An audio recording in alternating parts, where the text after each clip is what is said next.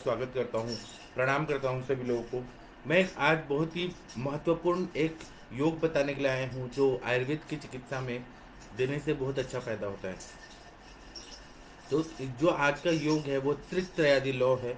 इसको हम लोग अलग अलग पांडु की अवस्थाओं में का प्रयोग करते हैं और मुझे बहुत अच्छा रिजल्ट आता है, वही मैं आप लोगों को बताने के लिए आया हूँ।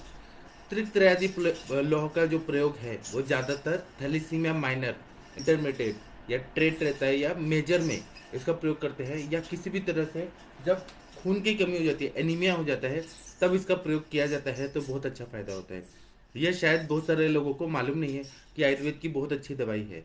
तो भैषज रत्नावली में पांडु रोगाधिकार में त्रिक्त आदि लौह के बारे में बहुत अच्छे से बताया है। और उसके बाद में मैं अपने आदरणीय गुरु जी वैद्य समीर जमदग्नि सर के नोट से बहुत सारी चीज़ें आप लोगों को बताऊंगा, क्योंकि हमें सर ने ये चीज़ें बताई हैं जो हमारे प्रैक्टिस को बहुत अच्छा आगे बढ़ाती है। तो मैं चाहता हूँ कि ये मंच से मैं जिसको भी ये चीज़ दूं, अपने गुरु जी का ज्ञान दूं, वह सभी लोगों को ट्रांसफ़र हो और उसका फ़ायदा जो है वह सभी लोगों को मिले और बहुत अच्छा फ़ायदा हो। तो मैं त्रित्रयादि लौह के बारे में आपको लोगों को बताऊंगा। सबसे पहले इसमें त्रित्रयादि लौहम जो बताया है, तो इसमें मंडूर भस्म है, इसको जान लेना चाहिए। तो मैं आप लोगों को सब बताने के लिए आया हूँ। मेरे पास ऐसे बहुत सारे नोट्स हैं, मुझे मेरे गुरुजी ने दिया है, वही सारे नोट्स से मैं आप लोगों को पढ़ाने आता हूँ डेली। तो अभी त्रित्रयादि लौह के बारे में हम लोग देखेंगे। तो इसके बारे में क्या है वो मैं बताऊंगा, फिर क्लिनिकली इसको कैसे अलग अलग व्याधियों में देते हैं और क्या फायदा होता है, यह मैं आप लोगों को बताने के लिए आया। जो मैं बता रहा हूँ ये आप लोगों को कोई भी वैद्य नहीं बताएगा। इस बात को आप लिख लीजिए, आप लोग ऑब्जर्व करिए, एनालिसिस करिए।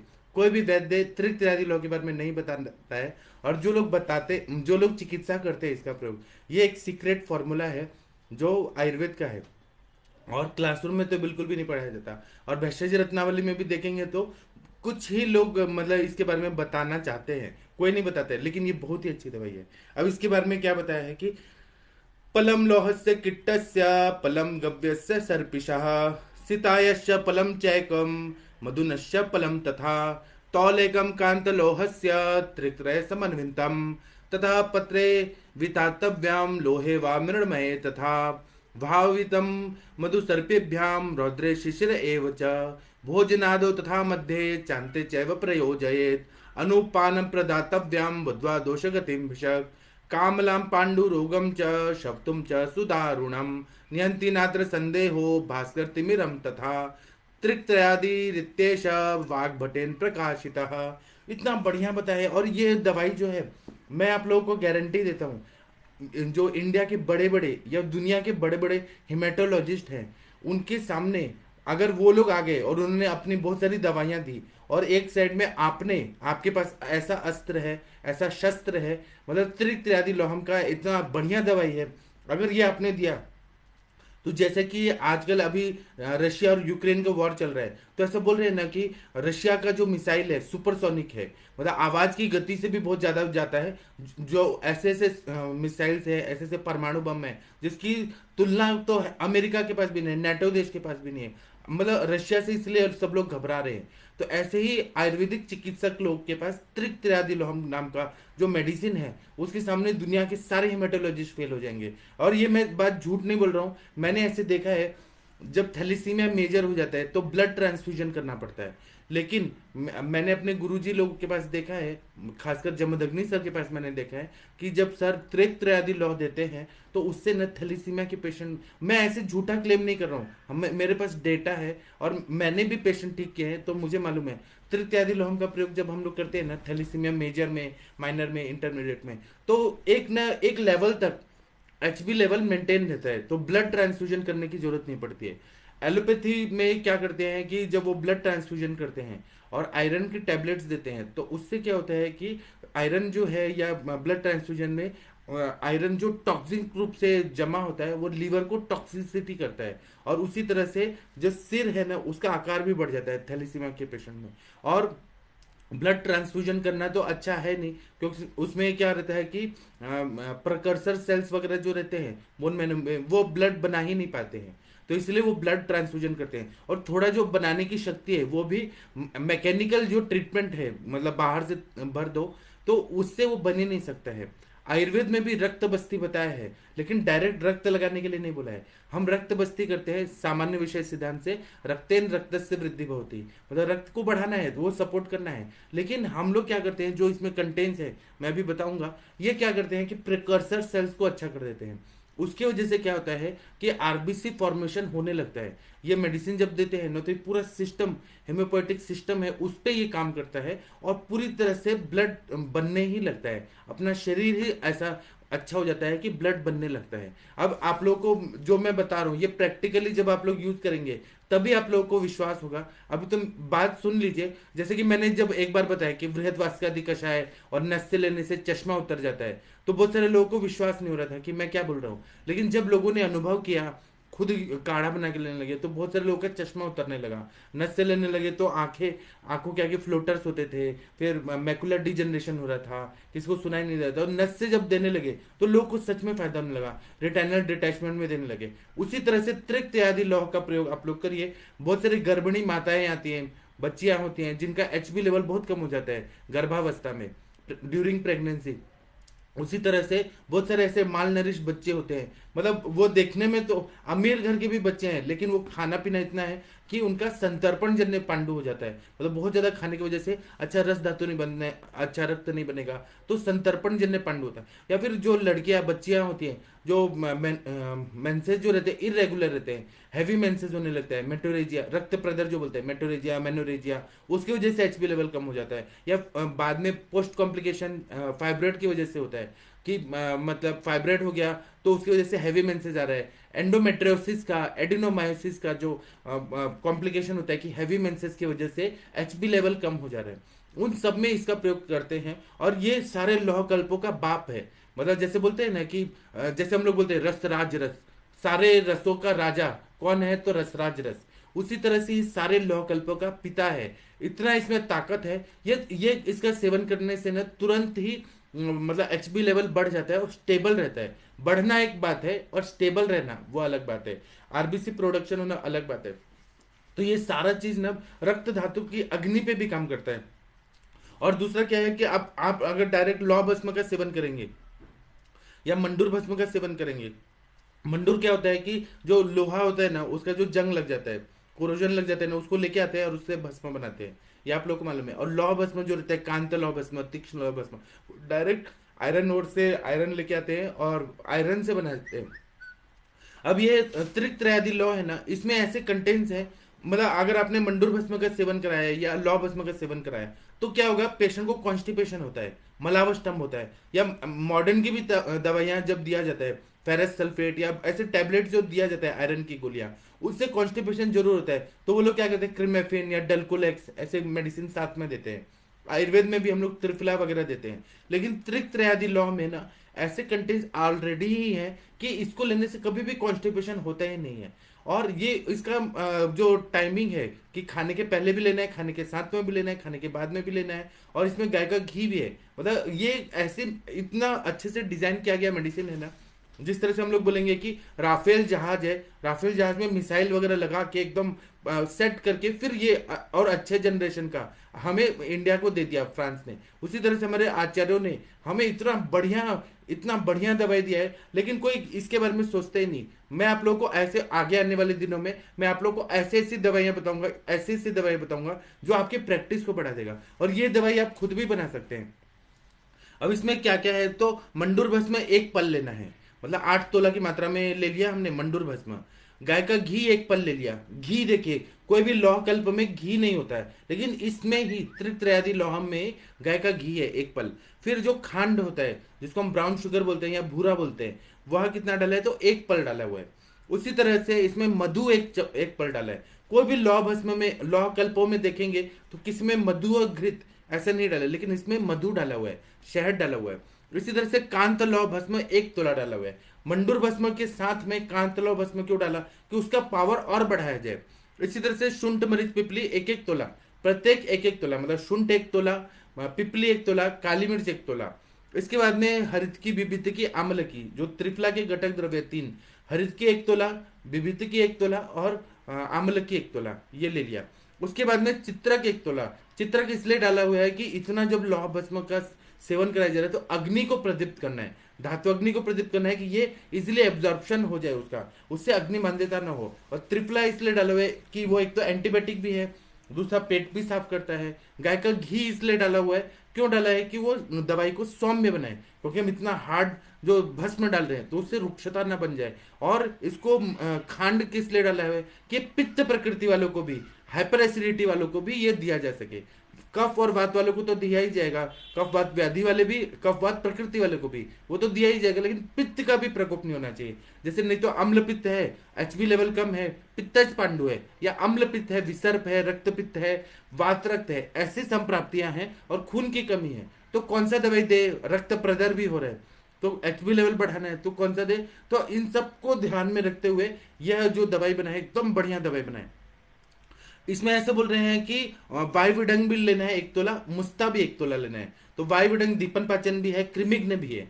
मुस्ता है वो आम पाचन करता है, क्लेद का शोषण करता है। तो देखिए ये जो त्रित्रयादि लौहम है ना, ये एक तरह से क्रिमिग्न दवाई भी है, रक्त धातु को भी अच्छा करता है। रक्त धातु के मूल स्थान, रक्त व स्त्रोतस के मूल स्थान यकृत और प्लीहा दोनों पे इसका काम करता है। जैसे कि थैलीसीमिया मेजर में आप लोगों ने देखा होगा कि स्प्लिनोमेगैली हो जाता है, मतलब जो स्प्लिन होता है उसका आकार बहुत ज्यादा बढ़ जाता है, क्योंकि उस पर ओवरलोड होता है, आरबीसी डिस्ट्रक्शन इतना ज्यादा होता है, और उसका इफेक्ट लिम्फेटिक सिस्टम पे भी पड़ता है।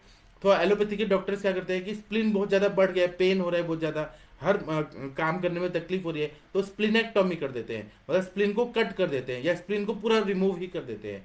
तो ये जो है ये आयुर्वेद की चिकित्सा नहीं है। आयुर्वेद में क्या है कि हम स्प्लिन मूल स्थान का कचरा निकालना है, दीपन पाचन करना है, स्त्रोतस को खोलना है, तो उस पर जो लोड पड़ रहा है वो कम हो जाएगा, उसको बल भी देना है। तो ये जब त्रित्रयादि लोहम का प्रयोग हम लोग, मैं आगे बताऊंगा फार्माकोलॉजिकल एक्शन कैसे होता है। मैं इतना कॉन्फिडेंटली आप लोग को क्यों बता पा रहा हूँ, इतना अच्छे से ये क्यों बता पा रहा हूँ, क्योंकि मैंने इसका अनुभव किया है, मैंने अपने सर के क्लिनिक में देखा है। एक बार तो क्या हुआ कि मैं अपने जमदग्नि सर के क्लिनिक में था, जब मैं सेकेंड ईयर बीएमएस में था, 1999 की बात है। तो मैं सर के क्लिनिक में था, सर के एकदम पास में था। तो एक ना पेशेंट है, वो अपने बेटे को लेके आए और वो बोले कि मेरे बेटे को सर ये क्या है, थैलीसीमिया मेजर है, और डॉक्टर्स ने जवाब दे दिया है, ब्लड ट्रांसफ्यूजन करते हैं लेकिन एचबी लेवल बढ़ ही नहीं रहा, और डॉक्टर्स ने कहा है कि अब ये कभी भी इसकी डेथ हो सकती है, हम लोग को डेली डेली कभी कभी ब्लड ट्रांसफ्यूजन करना पड़ रहा है, इसका इलाज ही नहीं हो रहा है। तो मेरे सर ने मुझे कहा कि तुम भेषज रत्नावली निकालो, और उन्होंने मुझे कहा कि देखो त्रित्रयादि लौहम है, ये हम लोग देंगे, वहां से दे दिया। मैंने ही पैक किया, क्योंकि सर के उस टाइम पे कोई कर्मचारी नहीं थे, मैंने अपने हाथ से पैक किया, और सर ने पेशेंट को कहा कि इसको दाढ़ी मादी घृत के साथ सेवन करना है। कितना करना है? तो एक एक गोली 3 बार सुबह, मतलब खाना खाने के पहले, खाने के साथ में, खाने के बाद में, ऐसा सुबह 3 गोली और शाम को 3 गोली, ऐसे 6 गोली दाड़िम घृत के साथ, 2-2 चम्मच दाड़िम घृत के साथ देना है। तो मैंने सर से पूछा बाद में कि सर दीपन पाचन करने की जरूरत है? सर बोले नहीं, बिल्कुल नहीं, क्योंकि इसमें चित्रक है और त्रिकटु डाला हुआ है, मुस्ता है, वायुविडंग है, तो बिना दीपन पाचन के भी ये दवाई दिया जा सकता है। पेशेंट 1 महीने के बाद जब आए तो उनका एचबी लेवल बढ़ गया था। और दूसरा, जब वो पहली बार आए थे ना, तो वो बच्चा खुद बोल रहा था कि सर मुझे ना, वो छोटा बच्चा था, कुछ 12-13 साल का था, तो वो खुद बोलता था कि सर मुझे यमदूत दिखते हैं, और वो बोलते हैं कि हम इस तरह को तुम्हें लेके जाएंगे, क्योंकि अब तुम्हारा टाइम आ गया है। तो और उसके पिताजी भी इतना डर गए थे, रो रहे थे कि हमारे बच्चे का डेथ होने वाला है, क्योंकि बड़े बड़े हिमेटोलॉजिस्ट ने जवाब दे दिया था कि इसका इलाज नहीं हो सकता है, आप मतलब अल्टरनेट दवाइयाँ कुछ देख लीजिए। जब वो हमारे सर के पास आए, क्योंकि हमारे गुरुजी हैं वह इतने अच्छे हैं, जमदग्नि सर, तो जब सर ने दिया ना और वो रिपोर्ट लेके आए, तो मुझे इतना आश्चर्य हुआ कि इतना जल्दी कैसे बढ़ा, और 1 महीने तक स्टेबल है। फिर उसके बाद में सर ने उनको फॉलोअप के लिए बुलाया, फिर उसके बाद और एचबी लेवल बढ़ने लगा, और फिर सर बोले कि बस मेडिसिन खाते रहिए और आप आते रहिए और हमें दिखाते रहिए। फिर वो मैंने उनको 1 साल तक ऑब्जर्व किया सर के क्लिनिक में, तो उनका एचबी लेवल कम नहीं हुआ, और वो 3 गोलियां सुबह 3 गोलियां शाम को ऐसे वो खा रहा था बच्चा। फिर मैंने और भी पेशेंट में सर को देते हुए देखा, 2000 साल में, 2001 साल में सर का फिर क्लिनिक भी बदलते गया, क्योंकि सर पहले जहाँ बैठते थे, फिर मतलब सर का अच्छा क्लिनिक हो गया। उसके बाद में वो बात छोड़िए, क्लिनिक की बात छोड़िए, तो मैंने और भी पेशेंट में देखा कि सर जब दे रहे थे तो बहुत अच्छा फायदा हुआ। तो जब मैंने प्रैक्टिस शुरू किया 2002 में, मेरा इंटर्नशिप होने के बाद, तो मैंने तुरंत ये दवाई का मैंने भी बनवा के लिया और मैंने इसका प्रयोग किया, तो मेरे सारे पेशेंट ठीक होने लगे। और फिर जब मैंने इतने हजारों पेशेंट में दिया है, तो और फिर मैंने अलग अलग अवस्थाओं में इसका प्रयोग किया है, जैसे कि रक्त प्रदर की अवस्था रहती है, गर्भिणी अवस्था रहती है, उसके बाद में जो वृद्ध लोग रहते हैं उनका खून की कमी रहती है, पांडुता रहती है, उसमें दिया है। थैलीसीमिया माइनर में भी दिया है, मेजर में भी दिया है, इंटरमीडिएट ट्रेट में दिया है। क्रोमोसोमल डिफेक्ट करके एलोपैथी के डॉक्टर्स बोलते हैं कि इसका इलाज नहीं है, ये जेनेटिक डिसऑर्डर है। लेकिन जब मैंने खुद दिया तो मुझे तब खुद पे विश्वास हो गया और आयुर्वेद पे विश्वास हो गया, और सर पे तो है ही विश्वास। तो मतलब मैंने जब सर के पास 12 साल देखा है ये कि सर देते हैं, रिजल्ट आता है, तो जब गुरु के पास देखा हुआ रहता है ना, तो अनुभव जन्यम ज्ञानम स्मृति जो बोलते हैं, अनुभव से प्राप्त जो ज्ञान होता है उसको स्मृति बोलते हैं। तो वो मेरे को इतना कॉन्फिडेंस है। और मैं ताप्यादी लॉ, नवायस लॉ का भी यूज करता हूँ, वो बात नहीं है, उनका अलग महत्व है। वो रक्त प्रसादन करता है, ये रक्त को बढ़ा के रक्त को टिकाए रखता है। और वो भी दाढ़ीमादी घृत के साथ, या कटुकादि घृत, किरातिकतादि घृत, जो पांडु रोग में घृत बताया ना, उसके साथ देते हैं। और जो पेशेंट शोधन नहीं करवा सकते हैं, जैसे कि पांडु रोग में बोला है कि विरेचन करना चाहिए, मृदु विरेचन, वमन ये कराना चाहिए, जो लोग नहीं करा सकते हैं, जो बहुत कमजोर रहते हैं, वीक रहते हैं। और एक और बात, ये ना मैंने किडनी फेलियर के पेशेंट में भी देखा है, कि जैसे कि सीआरएफ के पेशेंट होते हैं, उनका बार बार ये डायलिसिस होता है। डायलिसिस ये प्रोसेस ही बहुत ज्यादा थका देता है, मतलब वीकनेस आ जाती है, वेट लॉस बहुत ज्यादा होता है, और रक्त की कमी होती है, क्योंकि पूरा डायलिसिस का वो पूरा ब्लड निकालते हैं मशीन में से घुमा के, ऑस्मोसिस से उसको क्लीन करते हैं, फिर से वो डालते हैं। तो ऐसे कंडीशन में एचबी बढ़ाने का कौन सा दवाई है, और सेफ दवाई होना चाहिए जिससे कोई साइड इफेक्ट ना हो। तो ये त्रिक्त आदि लोहम का प्रयोग करते हुए देखा है मैंने, और खुद भी किया है। एचबी लेवल बढ़ जाता है, और ये किडनी पे कोई हार्म नहीं करता, सबसे मेन, क्योंकि पारागंधक की दवाइयां रसकल्प है ना, उसका साइड इफेक्ट होता है। तो ये दूसरी दवाइयों से ज्यादा सेफ लगता है और ज्यादा इफेक्टिव लगता है, इसलिए मैं बोल रहा हूँ लौह कल्पों का ये बाप है। मतलब इतनी अच्छी दवाई तो है, और पिता तो पिता ही होते हैं, बच्चे उसका मुकाबला नहीं कर सकते हैं। मैं फिर से सारे कल्प का अच्छे से बताता हूँ, और इसका मैं अलग अलग व्याधियों में ये बताता हूँ कि कैसे उपयोग होता है। तो मंडूर बस में एक पल है, गाय का घी एक पल है, फिर उसके बाद में जो भूरा या खांड होता है वो एक पल है, उसी तरह से मधु एक पल है। भूरा ले लीजिए या मिश्री ले लीजिए, मिश्री भी बहुत अच्छा, जो धागे वाली मिश्री रहती है ना, उसको भी ले सकते हैं, मराठी में खड़ी साकर बोलते हैं, या भूरा का भी प्रयोग किया जा सकता है। फिर उसी तरह से कांतलौह का कांतलौह है, एक तोला है। मधु एक पल है।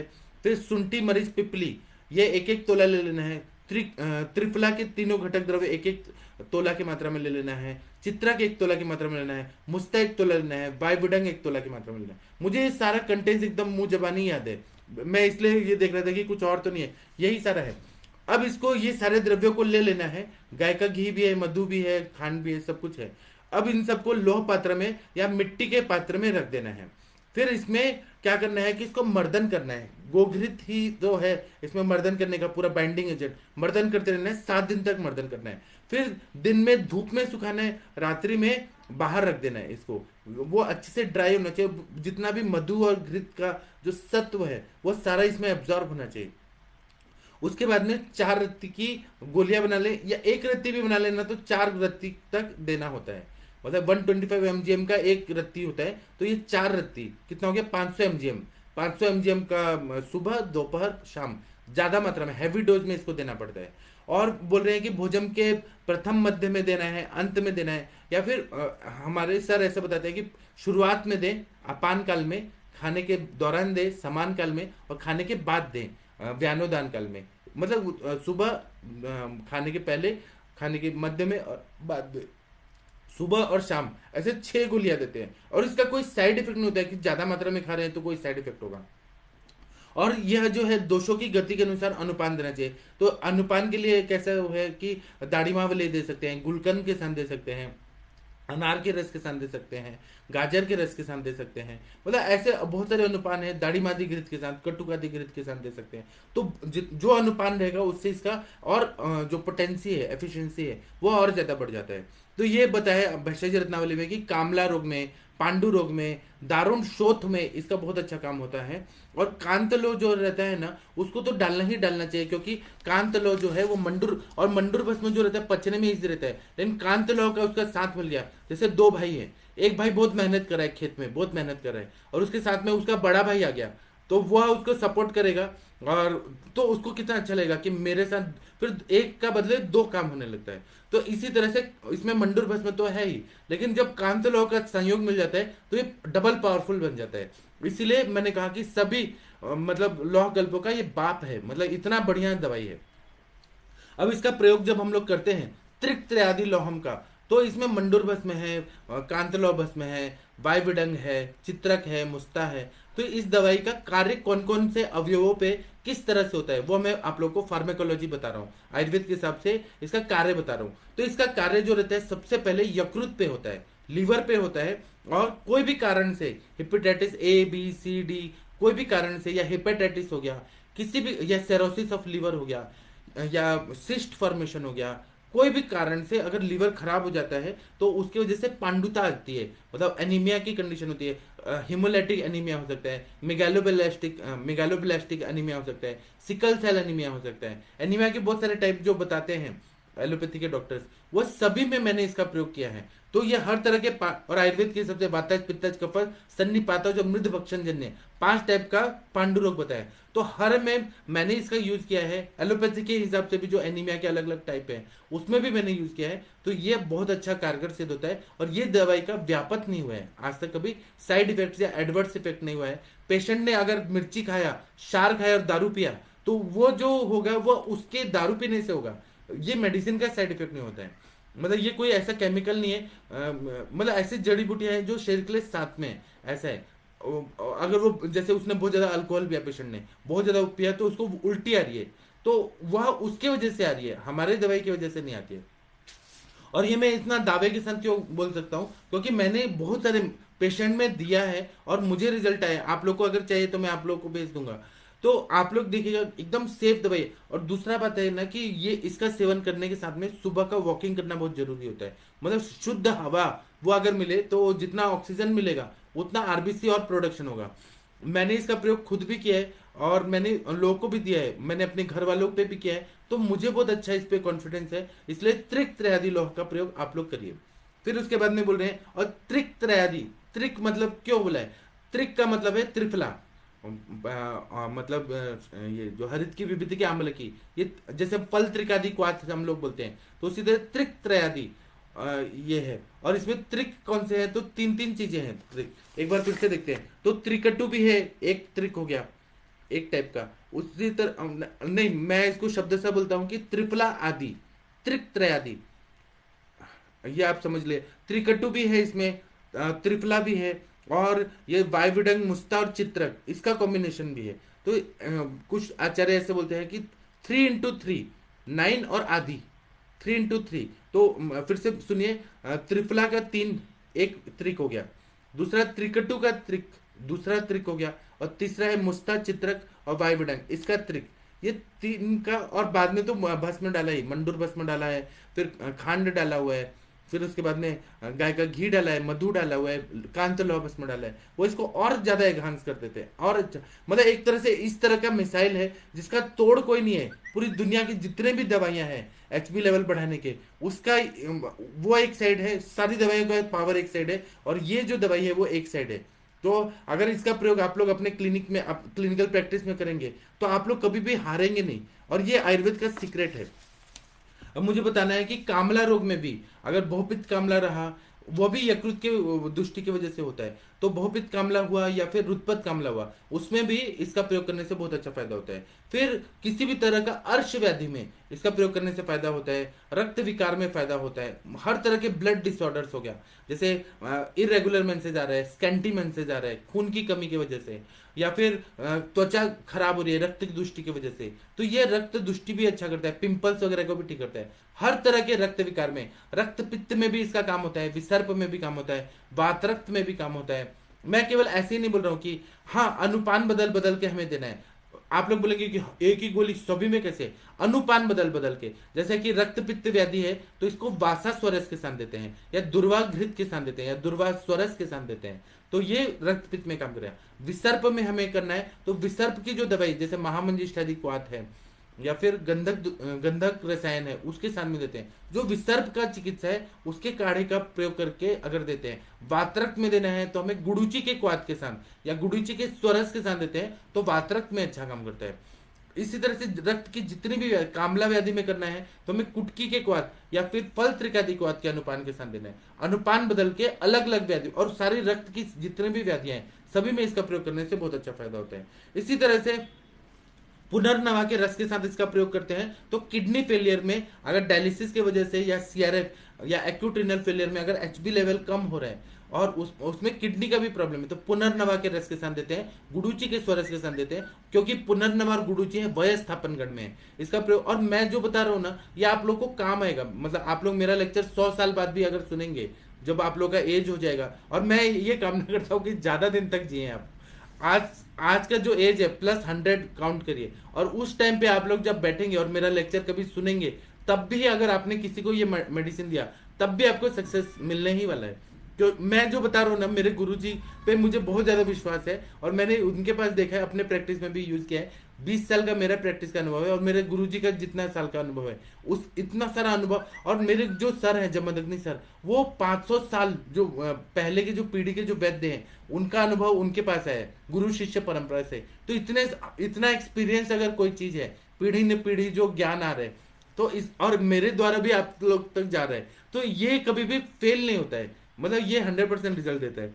उसी तरह से इसका प्रयोग करते हैं ना तो इसका प्रयोग करने से रक्ताणुओं की वृद्धि होने लगती है, आरबीसी प्रोडक्शन अच्छे से होने लगता है। और यह इसका कार्य ही है कि आरबीसी का प्रोडक्शन अच्छा से करना है, मतलब जब हीमोग्लोबिन कम हो रहा है तो ये आरबीसी का प्रोडक्शन अच्छा करता है, हीमोग्लोबिन का वैल्यू अच्छा कर देता है, एमसीवी एमसी एचएससी वो जितने भी है ना हीमोक्राइट वो जितने वैल्यू है वो सब इंक्रीज होते हुए दिखते हैं। इसी तरह से पांडु रोग की अवस्था में जब रक्ताणुओं की कमी हो जाती है तो हृदय कमजोर हो जाता है, उसकी गति बढ़ जाती है। हृदय की गति बढ़ जाने की वजह से फिर क्या होता है कि खून की कमी हो जाती है और हार्ट बीट भी बढ़ने लगता है, घबराहट बहुत ज्यादा होती है, बेचैनी होती है, व्याकुलता होता है और सांस भी फूलने लगता है, एचबी लेवल कम होता है तो पांडु रोग में। तो यह क्या करते हैं रक्ताणुओं की वृद्धि करता है तो एसोसिएटेड सांस फूलना या फिर चक्कर आना, सर दर्द होना, ये सारे कॉम्प्लिकेशन जो पांडु रोग के वजह से हो रहा है उस सबको ये कंट्रोल कर देता है। इसी तरह से जो कामला व्याधि होती है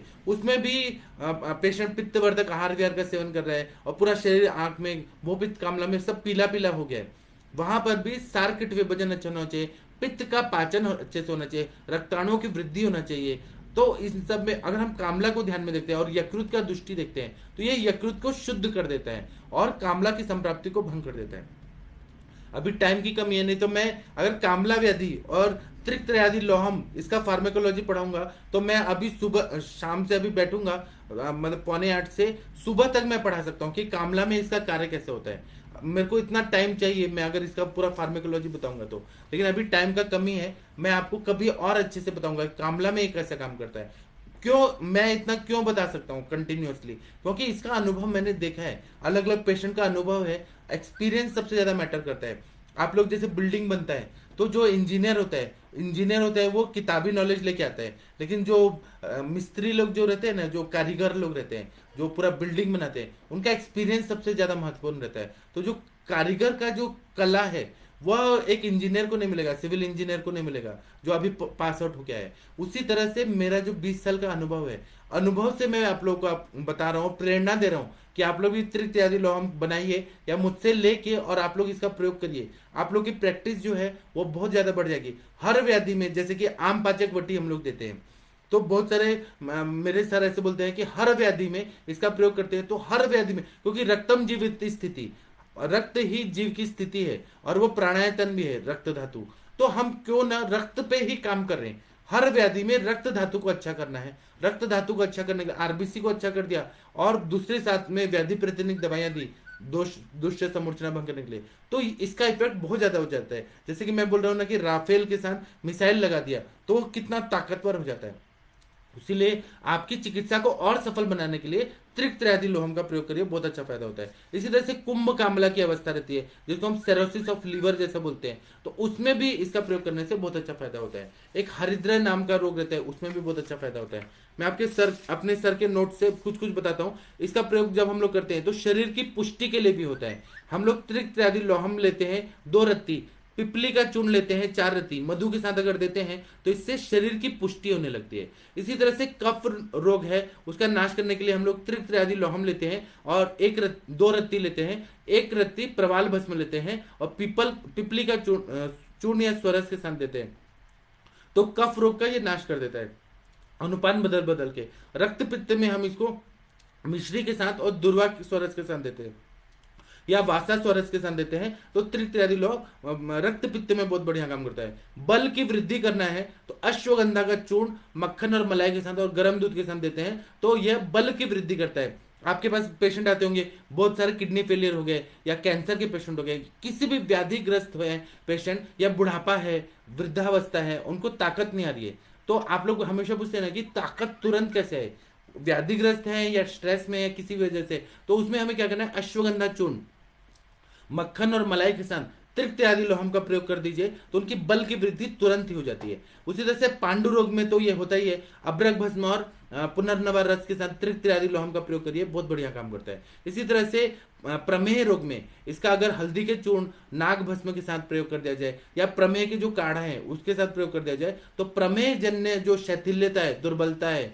क्लेद बहुत ज्यादा है और रस रक्त मांस जितने भी जलीय धातु है, मेद बद्ध अबद्ध मेद है, फिर मज्जा धातु है, शुक्र ओज, इनका क्षय हो गया और बहुत ज्यादा धातु में क्षीणता आ गई, धात्वग्नि बंद हो गया, तो त्रित्र आदि लोहम का प्रयोग अगर हम लोग करते हैं तो प्रमेह में तो बहुत बढ़िया काम करता है। इसी तरह से वातज ज्वर में अदरक का स्वरस और शहद के साथ अगर देते हैं और घृत पान करा देते हैं तो वातज ज्वर में बहुत बढ़िया काम करता है। इसी तरह से सन्निपातज ज्वर है तो अदरक का रस फिर तुलसी का रस काली मिर्च के साथ अगर देते हैं तो सन्निपातज ज्वर में त्रित्र आदि लोहम का प्रयोग करने से बहुत अच्छा फायदा होता है। इसी तरह से पैथिक रोग में कोई भी हाइपर एसिडिटी है तो मिश्री के साथ या गुलकंद के साथ या आंवले के मुरब्बे के साथ इसका अगर प्रयोग करते हैं, या फिर दाड़िम घृत, दाड़िमावले, या फिर दाड़िम का कोई भी चीज अगर हम लोग यूज करें अनार का, तो उसके दाड़िम का चूर्ण का भी प्रयोग कर सकते हैं, तो इसके साथ अगर करते हैं तो यह पैथिक रोग में बहुत बढ़िया काम होता है। संधिगत रोग जब रहते हैं तो इसका दालचीनी, छोटी इलायची, तेजपत्र का चूर्ण, देवदार का अरिष्ट होता है या दशमूल अरिष्ट के साथ या वात शामक द्रव्यों के साथ इसका प्रयोग करते हैं तो ज्वाइंट पेन में बहुत बढ़िया काम करता है। खांसी अगर हो रही है तो वासा स्वरस और प्रवाल पिष्टि के साथ त्रिक्त आदि लोहम का प्रयोग करते हैं तो और मधु के साथ प्रयोग करते हैं तो ये खांसी में, कास में बहुत बढ़िया काम करता है। अगर अग्नि मंद है तो इसको पिपली का चूर्ण या पंचकोल चूर्ण के साथ या त्रिकटु चूर्ण के साथ अगर और इसमें डाला हुआ ही है, हमें और स्पेशल उसका और पोटेंसी बढ़ाने के लिए इसका प्रयोग करना है, तो पंचकोल चूर्ण के साथ या पंचकोलासव के साथ या कनकासव के साथ त्रिक्त आदि लोहम का प्रयोग करते हैं तो हर तरह की खांसी में फायदा होता है। अगर वातजन्य है, खांसी कास है, वातज कास है, तो घृत डाल के घृत के अनुपान के साथ दें तो यह उसमें भी बहुत बढ़िया काम करता है। इसी तरह से जीर्ण ज्वर है, बहुत सारे पेशेंट ऐसे आते हैं, कल पेशेंट आई थी कि उनको बार बार टाइफाइड होता है, टाइफाइड कैरियर है पेशेंट, तो ऐसे पेशेंट में यशद भस्म और पिपली का चूर्ण के साथ और जय मंगल रस के साथ इसका प्रयोग करते हैं तो त्रिक्त आदि लोहम का प्रयोग करने से बहुत अच्छा फायदा हो जाता है। श्वास रोग में इसका अब्रक भस्म के साथ प्रयोग करते हैं, कनकासव के साथ प्रयोग करते हैं तो बहुत अच्छा फायदा होता है। इसी तरह से कामला रोग में स्वर्ण माक्षिक भस्म, प्रवाल पिष्टि, हल्दी का चूर्ण और मधु के साथ देते हैं तो बहुत अच्छा फायदा होता है। इसी तरह से पेट में दर्द हो रहा है तो त्रिफला चूर्ण के साथ दे देते हैं और प्रवाल पिष्टि के साथ देते हैं तो पेट का दर्द ठीक हो जाता है। तो यह त्रिक्त आदि लोहम जो है ना हर तरह के पांडु रोगों में काम करता है, रक्त विकारों में काम करता है, उन्माद में काम करता है, धातु दौर्बल्यता में काम करता है, संग्रहणी में क्रॉनिक जो आईबीएस रहता है, क्रॉन्स डिजीज हो गया या फिर अल्सरेटिव कोलाइटिस हो गया, जो संग्रहणी हो गया, रक्त प्रवाहिका हो गया, जो पेट की जितनी भी बीमारियां हैं उन सब में भी रक्त धातु को बलवान कर दिया तो उसके फंक्शन अच्छे से होने लगते हैं। इस तरह से मंदाग्नि में अच्छा काम करता है, प्रदर रोग में अच्छा काम करता है, कृमि में अच्छा काम करता है, कुष्ठ में अच्छा काम करता है, मेदो वृद्धि में करता है, उदर रोग में। इतना सारा हमारे सर ने बताया ना, मैंने इसका प्रयोग किया है, मैं बताते रहूंगा ना, मेरा आप लोग थक जाएंगे सुन सुन के, लेकिन इतना इंटरेस्टिंग है ना, जब इसका रिजल्ट देखते हैं तो मजा आ जाता है। पेशेंट हमारे पास मांग मांग के आता है कि आप हमें वही दवाई दीजिए, और ना आप लोगों को मालूम है मेरे पास ऐसे पेशेंट है जो पांडु हो गए थे, पूरा चेहरा जो था वो म्लान हो गया था, पूरा ऐसे पेल दिखते थे, दिख के लगता था खाए पिए नहीं है, खून की कमी है, और नाखून पूरा सफेद हो गए थे, आंखें भी एकदम सफेद, खून की कमी ऐसे दिखता था। जब उनको दिया ना तो उनके पड़ोसी लोग ना ऐसे ऐसे ऐसे देख के जाते थे कि अरे इतना हेल्दी दिख रहा है, और वो भी 1 महीने में इतना अच्छा रिजल्ट आ गया। ऐसे जो बोलते हैं ना कि एक दूसरे को ऐसे देख के जाना, वो खुद आके एक्सपीरियंस बता रहे थे और दवाई मांगने के लिए आ रहे थे कि हमें तरोताजगी आ गई और इतना ताकत भी और सस्ती दवाई भी है, मतलब स्वर्णकल्प नहीं है, तो पेशेंट मांग मांग के लेके जाते हैं कि हमें वही दवाई चाहिए। मैं आप लोगों को जो भी बता रहा हूँ ये प्रैक्टिकल है, मतलब ये क्लिनिक में हमने देखा है, पेशेंट खुद बताते हैं। मैं नहीं बोलता हूँ कि मैंने ये दवाई दिया, पेशेंट खुद बोलते हैं कि हमें वही वाली दवाई चाहिए, मांग मांग के लेके जाते हैं। अगर आप लोगों को मैंने दिया ना, आप लोग भी मांग मांग के मुझसे लेंगे कि हमारे पेशेंट में चाहिए। ठीक है। फिर आम विकार में काम करता है, क्षय रोग में, हर तरह के टीबी में काम करता है, फिर ज्वर व्याधि में, हृदय रोग में, अर्श में, रक्त पित्त में, अम्ल पित्त में, शोथ में बहुत बढ़िया काम करता है। फिर इसी तरह से अगर कृमिजन्य पांडु है, कृमिजन्य, तो इसको वाय विडंग के या विडंगारिष्ट या कृमिघ्नगण के काढ़ा के साथ, या कृमि कुठार रस, कृमि मुदगर रस, करंज तेल, करंज के चूर्ण के साथ, नीम के चूर्ण, कृमिघ्नगण में सारे द्रव्य आते हैं, उसके साथ अगर देते हैं तो कृमिजन्य पांडु में बहुत बढ़िया काम करता है। फिर उन्माद रोग में सर्पगंधा चूर्ण, ब्राह्मी रस और मधु के साथ देते हैं, या सरस्वतारिष्ट के साथ देते हैं, तो ये उन्माद में बहुत बढ़िया काम करता है। अश्मरी रोग में हजरलियोत भस्म के साथ अगर देते हैं तो यह अश्मरी रोग में काम करता है। इसी तरह से धातु दुर्बलता अगर होती है तो अश्वगंधा चूर्ण के साथ देते हैं। संग्रहणी में हम लोग अब्रक भस्म, भुना हुआ जीरा का चूर्ण, कपर्दी का भस्म, सुधा कल्प के जितने द्रव्य हैं उनके साथ देते हैं, तो ये धातु दुर्बलता में काम करता है। उसी तरह से संग्रहणी में अब्रक भस्म, भुना हुआ जीरा के साथ देते हैं, कपर्दी का भस्म या सुधा कल्प के साथ देते हैं, तो यह संग्रहणी में बहुत अच्छा काम करता है।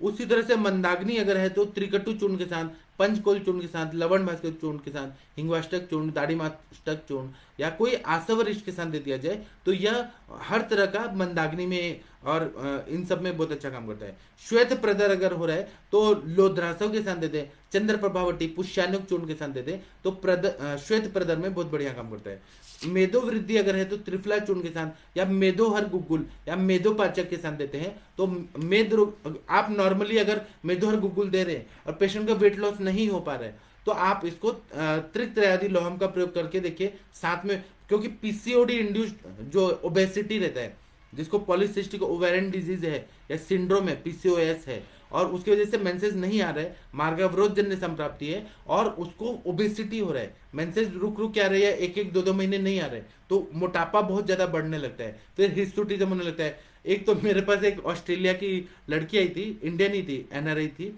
उसके इंडिया में भी बहुत सारे पेट्रोल पंप थे और ऑस्ट्रेलिया में भी थे, और सिंगल अडॉप्टेड गर्ल थी, इतनी मोटी थी, मतलब किसी का मजाक नहीं उड़ाना चाहिए, मैं बस ये बता रहा हूँ, 350 किलो की थी। तो एक बार वो, और उसको चलने में भी इतना सांस फूलता था, और उसको पीसीओडी था, तो 2-2 साल तक उसको मेंसेस नहीं आते थे, 2-2 साल। तो उसने एचआरटी कराया, हार्मोन रिप्लेसमेंट थेरेपी कराया, और इतना परेशान थी, इतना परेशान थी, और जिस तरह से हम लोग शेविंग करते हैं उस तरह से उसको शेविंग करना पड़ता था। तो वो मेरे पास है वेट लॉस के लिए, तो मैंने उनको क्या किया कि मेदोहर गुगुल दिया।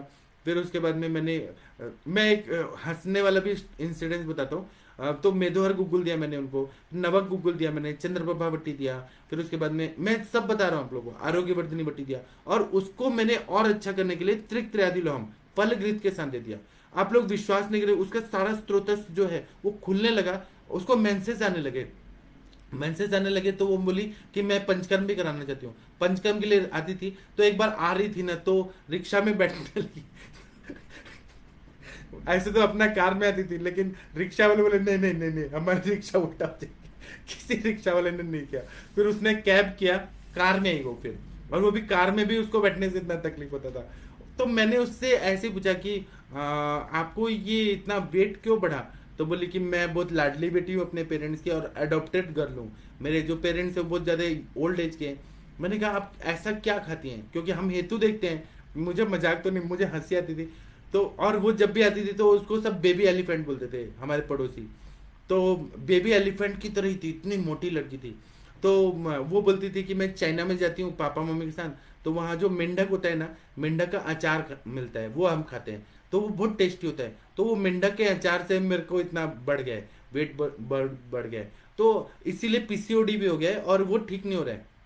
और मेरे बॉयफ्रेंड ने कहा है, मतलब उनके ही कास्ट का था, वो बोलता था कि आप ना वेट लॉस कर लीजिए, फिर हम ऑस्ट्रेलिया में सेटल हो जाएंगे, तो इसीलिए वो आती थी। एक बार क्या हुआ कि और वो कैसी थी कि बहुत मतलब एम्बिशियस भी थी, उसने एमबीए भी किया था और बहुत इंटेलिजेंट लड़की थी, लेकिन खाना पीना, और जो एडॉप्टेड गर्ल थी, एक सिंगल चाइल्ड थी, तो उसके पेरेंट्स जो चाहिए वो खाओ, इतना पैसा भी था। तो अभी तो उसके पेरेंट्स भी डेथ हो गई है, तो उसने अभी किसी को दे दिया है सारा चीज़ कि आप संभालो। अभी वो ऑस्ट्रेलिया में है। अभी ऑस्ट्रेलिया से में मुझे मैसेज आता है, ये 2005 साल 5 की बात है, जब मेरा एमडी नहीं हुआ था, पीएचडी नहीं हुआ था, तब की बात है, वो मेरे पास आती थी। तो आप ट्रीटमेंट के हिसाब से मैं बताता हूँ कि त्रिक आदि लोहम जब दिया ना, तो उसका सारा स्त्रोतरोध खुलने लगा, मेंसेस आने लगे, और भी दवाइयों ने काम किया। लेकिन पहले मैं और दवाइयां दे रहा था तो इतना अच्छा रिजल्ट नहीं आ रहा था, फास्ट रिजल्ट नहीं आ रहा था। जैसे ये मैंने दिया तो उसके मेंसेस आने लगे, हिर्सुटिज्म का प्रॉब्लम चालू हो गया, पीसीओडी के जो अलग अलग सिस्ट थे वो डिजोल्व होने लगे, फिर उसके बाद में वो ठीक हो गई, वेट लॉस जल्दी जल्दी जल्दी जल्दी हुआ, फिर उनकी शादी हो गई और वो अभी ऑस्ट्रेलिया में है। तो किसी का हम जिंदगी जो बना देते हैं, और ये दवाई का मुझे इसलिए इतना विश्वास है कि मैंने इसका प्रयोग किया। फिर उनकी एक और फ्रेंड आई, वो मुंबई से आई। तो वो लोग कैसे थे कि वो लोग ऐसे 3 4 बहनें थी, और बहुत ज्यादा वेट बहुत ज्यादा था, उनको भी मेंसेस का प्रॉब्लम था, पीसीओडी का प्रॉब्लम था। So, वो जब आती थी ना कि हम बमन करने आ रहे हैं, तो एक बार क्या हुआ कि वो लोग ने मतलब मैं जो बता रहा हूँ ना, ये अभी इससे नहीं है, मुझे बस उनका एक इंसिडेंस याद आ गया। तो वो एक बार यहाँ से जा रही थी, तो यहाँ पर एक बाईपास है, मतलब बहुत बड़ा हाईवे है, यहाँ से जा रही थी। तो वो लोग ने सोचा कि एक ट्रक वाला है, उसको हम छेड़ते हैं। खुद ही लड़कियां, और वो भी मोटी मोटी लड़कियां, और कार भी उनका एकदम बड़ा बीएमडब्ल्यू टाइप था कार, उस टाइम पे आती थी। तो उन्होंने मुझे ये बात सुनाया, दूसरे दिन बताया। तो उन्होंने क्या किया कि एक ट्रक वाला जा रहा था, उसको छेड़ने का कोशिश किया, तो इंग्लिश मूवी गाना लगा दिया, और फुल स्पीड में आगे जा रही थी। फिर वो ओवरटेक कर रहा था, फिर उसको फिर से ओवरटेक करी थी, बार बार ओवरटेक करी थी। तो उसको इतना गुस्सा आया, और वो अब क्या है, ड्राइवर है, ट्रक का ड्राइवर है, उसने देखा कि लड़कियां मुझे छेड़ रही है, फुल वॉल्यूम में इंग्लिश गाने लगा के और छेड़ रही थी। मैंने तो ना, और ना उनका परहेज वगैरह चल रहा था। तो उन्होंने क्या किया, तो उस ट्रक वाले को बहुत गुस्सा आया। तो उसने क्या किया कि वो कार से जा रही थी ना, तो उसने थोड़ा स्पीड बढ़ाया, स्पीड बढ़ा के वो कार को ऐसे ठोक दिया। जब ठोक दिया ना, तो उनको और गुस्सा आया। उन्होंने फिर क्या किया कि, और लड़कियों की ही गलती थी, उनकी माँ ने भी बताया कि मेरी बेटियों की गलती है, तीनों बहनें बहुत शैतान थी। तो उन्होंने क्या किया कि वो कार को पीछे से लेके गई, आगे ले जाके और पूरा ऐसे कर दिया। हाईवे था लेकिन सुनसान हाईवे था, ऐसे ऐसे कर दिया, बीच में रख दिया और ट्रक को रुकाया, रुक रुक रुक। फिर उसको ऐसे कॉलर से पकड़ के लेके गई और पुलिस स्टेशन में लेके गई। तो पुलिस वाले ने कहा कि वो ट्रक का वो पूरा लाइसेंस दिखाओ, पेपर दिखाओ, उसका मालिक था पंजाब में। तो वो वहां से किया, तो वो बोली कि हम तो छोड़ने वाले नहीं है, हम तो पैसा लेंगे, इसने हमको छेड़ा है, बहुत वो पेश किया। और 25,000 रुपये लिया उन्होंने कि पैसा दे तब हम केस वापस लेंगे, तूने गाड़ी ठोका क्यों? और गाड़ी ठोका नहीं था, बस उसने एक पुश किया था। लेकिन उनको इतना गुस्सा आया था कि, और गलती उनकी थी। फिर उन्होंने मुझे बताया कि ये सब बात छोड़िए, ये सब एक अनुभव है। मतलब वो उनका बात याद आ गया, ऐसे ऐसे भी पेशेंट आते हैं। उन्होंने एक ऐसे ही मुंबई में भी किया था। एक बार ना, जो ये होते हैं ना, जो वहाँ पे जो टैक्सी चलती है, टैक्सी वाले को भी ऐसे उन्होंने एक बार कर दिया था। और अब 3 मोटी लड़कियां हैं, और 3 बहनें हैं, और उनकी माँ है, और वो भी बीएमडब्ल्यू में ऐसे जानबूझ के कर रही हैं, और किसी ने देखा नहीं है, तो कोई ऑब्जेक्शन नहीं करता ना। लड़कियों को कैसे भारत में बहुत रिस्पेक्ट मिलता है। तो उन्होंने 25,000 रुपये कमा लिए। मैंने कहा ऐसा इस तरह का पैसा का क्या? बोले हमें मजा आता है, ये हम फन के लिए करते हैं, मतलब खुशी के लिए करते हैं। तो ऐसा बात है। ये सब छोड़िए, ये सब बात ना त्रिक आदि लोहम में नहीं बताना चाहिए। मैं बस ऐसे मुझे याद आ गया पेशेंट का अनुभव। तो ये पुराने ज्वर में भी अच्छा काम करता है, रक्त पित्त में भी काम करता है, शोथ रोग में काम करता है, नेत्र रोगों में भी बहुत अच्छा काम करता है। इसी तरह से प्रमेह जन्य अगर पांडुता है, मतलब डायबिटिक पेशेंट है और उनका खून की कमी हो रही है किसी ना किसी वजह से, तो उसमें प्रमेह जन्य पांडु में इसका प्रयोग बहुत अच्छे से आता है। शोथ रोग में खून की कमी होने से, क्योंकि पांडु का उपद्रव क्या होता है, शोथ रोग होता है, तो उसमें भी इसका प्रयोग करने से बहुत अच्छा फायदा होता है। तो आप लोग का जो भी प्रश्न है, आप लोग इनबॉक्स में डाल दीजिए। मैं अब ये आप लोग को अगर नोट्स चाहिए मेरे सर का, तो मैं आप लोग को दूंगा। त्रिक त्रयादि लोहम में इसका बहुत अच्छे से लिखा हुआ है, आप लोग को अगर चाहिए तो मैं आप लोग को दे दूंगा, ताकि आप लोग को भी काम है ये। और जो मैं बता रहा हूँ ना, सब प्रैक्टिकल चीजें बता रहा हूँ, केवल कथा का कहानी सुनाने नहीं आ रहा हूँ। ये मेरा एक्सपीरियंस है, और मेरे को पेशेंट बताते हैं ना, तो कभी कभी मैं बताते बताते मुझे वो बात रिकॉल हो जाता है। 2005 की बात है। तो जिसको सुनना है सुने, नहीं सुनना है मत सुनिए। वो कुछ कुछ अनुभव होते हैं। ठीक है। डॉक्टर अशोक यादव जी बोल रहे हैं सर इम्यून थ्रोम्बोसाइटोपेनिया पुरपुरा में भी यूज कर सकते हैं, इसमें प्लेटलेट बार बार कम होता है, मुझे मालूम है इसमें भी इसका प्रयोग कर सकते हैं, लेकिन इसमें क्या है कि विधि शोणित अध्याय में जो बताया है कि लंघन कराना चाहिए, फिर रक्त रक्त पित्त हरि क्रियाम जो बताया है वो करना चाहिए, विरेचन करना चाहिए, उपवास कराना चाहिए, रक्त पाचक देना चाहिए, रस पाचक देना चाहिए, तब ये जो ऑटो इम्यून डिजीज जो आपने बताया ना, इम्यून थ्रोम्बोसाइटोपेनिया, उसमें इसका प्रयोग विधिवत अगर करेंगे तभी फायदा होता है। डॉक्टर विनय अग्रवाल जी बोल रहे हैं सर मधु और घृत समभागी, हाँ ये समभागी लेना है, लेकिन ये मेडिसिन के कॉम्बिनेशन से है इसीलिए इसको समभाग लिया है।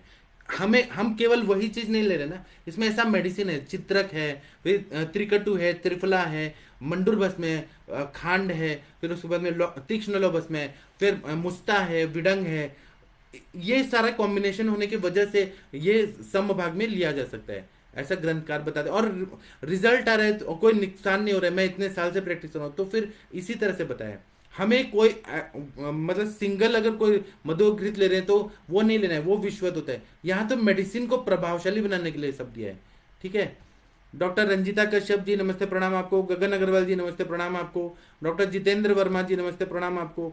डॉक्टर रंजिता कश्यप जी बोल रहे हैं बच्चे में क्या डोज दें, उसमें बच्चों में एक एक रत्ती दे दीजिए तो बहुत अच्छा फायदा होता है। बच्चों में मैंने यूज किया है, थैलीसीमिया के बच्चों में यूज किया है, बहुत अच्छा फायदा होता है। मैम रंजिता मैम आप यूज करके देखिए, मैं आप लोगों को वही चीज बताता हूँ जो मुझे अनुभव आया है, मैंने सर के पास सीखा है और जो मैं यूज किया हूँ वही चीज मैं आप लोगों को बताता हूँ। ठीक है। डॉक्टर वर्षा पटेल जी नमस्ते प्रणाम आपको, डॉक्टर लक्ष्मी जी नमस्ते प्रणाम आपको, डॉक्टर संजय जी नमस्ते प्रणाम आपको, डॉक्टर राजकुमार धवन जी नमस्ते प्रणाम आपको, डॉक्टर श्रुति निगम जी नमस्ते प्रणाम आपको, डॉक्टर रविंदर यादव जी नमस्ते प्रणाम आपको, डॉक्टर योगेश्वर जी नमस्ते प्रणाम आपको, डॉक्टर विकास जी नमस्ते प्रणाम आपको, डॉक्टर वरुण कुमार जी नमस्ते प्रणाम आपको। डॉक्टर गगन अग्रवाल जी बोल रहे हैं कि बहुपित कामला और उत्पत्त कामला को ब्रीफ कर दीजिए, ये मैं करूंगा, मेरे लेक्चर हुए हैं, मैं इस पे अभी लेक्चर लूंगा, भी मैं बताऊंगा। डॉक्टर आरोग्य निधि जी, मुनीष शर्मा जी नमस्ते प्रणाम आपको, डॉक्टर मनोज कुमार जी नमस्ते प्रणाम आपको, डॉक्टर स्वाति जी नमस्ते प्रणाम आपको, डॉक्टर त्रिंजना जी बोल रही है सिरोसिस ऑफ लीवर में अनुपान क्या दे, फल त्रिकादि क्वाथ के साथ दीजिए ना, बहुत अच्छा फायदा होता है। सिरोसिस ऑफ लीवर दाढ़ी मादी घृत, कटुकादि घृत, रस पाचक, रक्त पाचक, इसके साथ देना, उसके क्वाथ के साथ सिरोसिस ऑफ लीवर में बहुत अच्छा फायदा होता है। रक्त प्रदर में अनुपान है तो तंडुलोदक के साथ दीजिए या अशोकारिष्ट के साथ दीजिए। रक्त प्रदर में रक्त को स्तंभन करने वाला, मतलब पहले का आम वाला तो सब निकल गया है, रक्त को स्तंभन करने वाला जैसे कुटजारिष्ट के साथ दें तो बहुत अच्छा फायदा होता है, रक्त की वृद्धि कर देता है। द्राक्षासव, द्राक्षारिष्ट, उशिरासव, चंदनासव, इसके साथ देते हैं तो बहुत बढ़िया काम करता है। रक्त प्रदर भी किस तरह का है वह देखना पड़ता है, उस हिसाब से अनुपान डिसाइड करना पड़ता है। डॉक्टर प्रशांत जी नमस्ते प्रणाम आपको, डॉक्टर रविंदर यादव जी बोले शिवा गुटका जैसे मेडिसिन है जो सभी डिजीज में काम करता है। रक्तगत व्याधि, हमेशा ये याद रखिए कि हर व्याधि में रक्त का इन्वॉल्वमेंट है, तो ये रक्त धातु को अच्छा कर देता है, इसलिए इसको इतनी ज्यादा प्रधानता दी गई है। ठीक है। डॉक्टर सारिका जी नमस्ते प्रणाम आपको, डॉक्टर शैलेश गुप्ता जी बोल रहे हैं कि sir breast cancer 2/3 stage surgery होने और 6 केमो होने के बाद रेडिएशन के लिए डॉक्टर ने बोला है, और gene report in family positive, recurrence ना हो, सोल्यूशन बताइए। ये केस आप मुझे व्हाट्सएप पे भेजिए, फिर मैं आपको शैलेश गुप्ता जी अच्छे से बता पाऊंगा, इसका पूरा हम ठीक कर देंगे। हमारे पास बहुत अच्छी अच्छी दवाएं हैं, जैसे इरमुंगली घृत है, फिर रौद्र रस है, ग्रंथि विसर्प की क्या है, आप एक बार मुझे ये केस बताइए फिर मैं आपको बताऊंगा। डॉक्टर सुवर्णा जी नमस्ते प्रणाम आपको, डॉक्टर रविशंकर जी नमस्ते प्रणाम आपको, डॉक्टर विश्वनाथ जी नमस्ते प्रणाम आपको। आप लोग ने जो भी प्रश्न है आप लोग पूछिए, और मैं आप लोग को जो चीज बता रहा हूँ वो क्लिनिकली प्रूवन चीज है। ठीक है। डॉक्टर विश्वनाथ जी नमस्ते प्रणाम आपको, डॉक्टर भारती पटेल जी, आप लोग सभी लोग भारत के सर्वश्रेष्ठ चिकित्सक हैं, भारतीय चिकित्सक हैं आप लोग। डॉक्टर कंचन जी नमस्ते प्रणाम आपको, डॉक्टर लक्ष्मी जी बोल रहे हैं सर गले में खरखराहट है, खांसी में वॉमिटिंग हो जाती है, बात पित्त प्रकृति है, 2 ईयर से है, क्या दें। इसमें खरखराहट है, खांसी में वॉमिटिंग हो जाती है, तो ये वातज कास है ना, तो आप सितोपलादी चूर्ण, कर्पूरादि चूर्ण, तालिसादि चूर्ण घृत के साथ दे दीजिए तो वो ठीक कर देगा, और सितोपलादी चूर्ण तो वॉमिटिंग को भी ठीक कर देगा। आपने ये केस लेके अभी सेशन में आए तो मैं आपको बताऊंगा। डॉक्टर अश्विनी जी नमस्ते प्रणाम आपको। अच्छा अश्विनी जी भी देख रही हैं, आप लोग ना अभी क्या करिए, इंटरेक्टिव सेशन में आइए। लक्ष्मी जी आप ये केस को अच्छे से बताइए, केस को अच्छे से समझ के फिर मैं आप लोगों को और अच्छे से बता पाऊंगा। एक सिम्टम लिख के पूछते हैं ना क्वेश्चन, तो मुझे समझ नहीं आता है। मैं सिम्टोमेटिकली ट्रीटमेंट कैसे बताऊं, मुझे पूरा केस अच्छे से समझाएंगे तब मैं आप लोगों को बता पाऊंगा। ये देखिए मैंने अपना नंबर दे दिया है, किसी को कोई भी केस से रिलेटेड कुछ भी पूछना है सुबह के टाइम फोन करेगा, शाम को नहीं। सुबह के टाइम 8 से 11 के बीच में कॉल करेगा, मैं आप लोग को जरूर हेल्प करूंगा। मैं चाहता हूं कि अब मैं आप लोग को बढ़ाऊं। तो अभी 5 मिनट का टाइम है, मुझे 5 मिनट का ब्रेक दीजिए, फिर इंटरेक्टिव सेशन में हम लोग मिलते हैं। प्रणाम सभी लोगों को, कोटि कोटि प्रणाम।